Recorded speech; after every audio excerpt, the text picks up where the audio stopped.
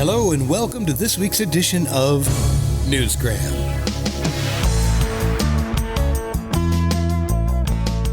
Oh, hold on a minute. I do enjoy the Newsgram theme, but we're going to have to come up with something a little bit different today. We need more intrigue, something with some suspense.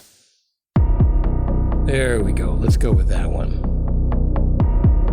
A highly contagious and lethal infection has just broken out. The hospital staff is in a panic. Where did it come from? How did this happen? Who is responsible and how can we contain it? How many people are even at risk here? It sounds like true life. But this virus is fictional. More on that in a minute. First, let me ask you this. What do you do when you complete all the necessary steps to become a nephrologist? Do you even know what a nephrologist is? It's a kidney doctor. And if you're Dr. Dennis Ross, you write fiction novels. But it was just something that was on my bucket list. True, and a bit of an oversimplification. Dr. Ross is also a clinical professor with the University of Kansas Medical Center in Wichita, and he has published extensively in scientific journals. But it was his novels that drew my attention, because reading a scientific novel is not something most of us are likely to do. So how does a kidney doctor become a novelist?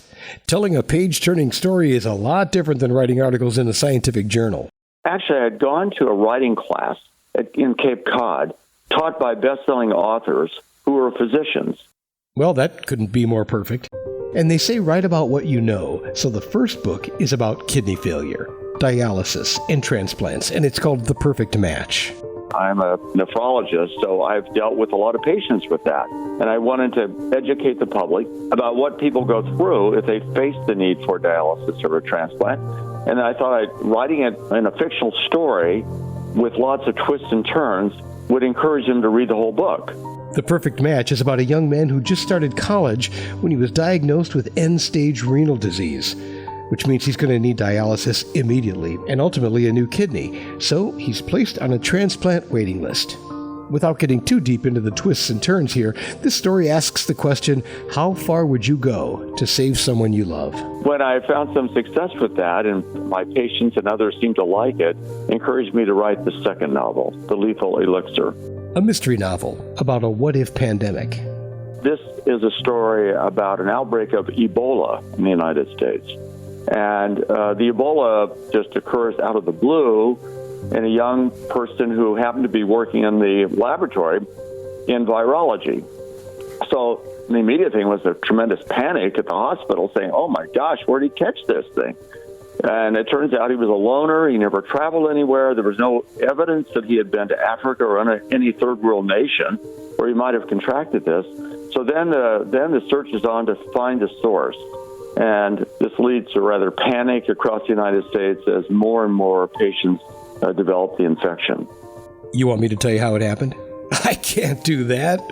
Is it history repeating itself? I mean, we are all too familiar with the impact a viral outbreak can have on our society. One thing I can tell you is that the Ebola was a weapons-grade strain, and the FBI get in on this one. There's a lot of romance and love story in this novel as well. The FBI agent falls in love with the infectious disease doctor, and they're the main characters trying to track down the perpetrators. So there's a bit of romance in this one as well.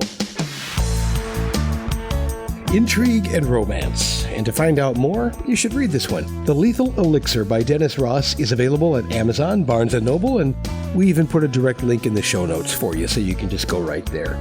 And that will do it for another healthy dose of Newsgram from webtalkradio.com.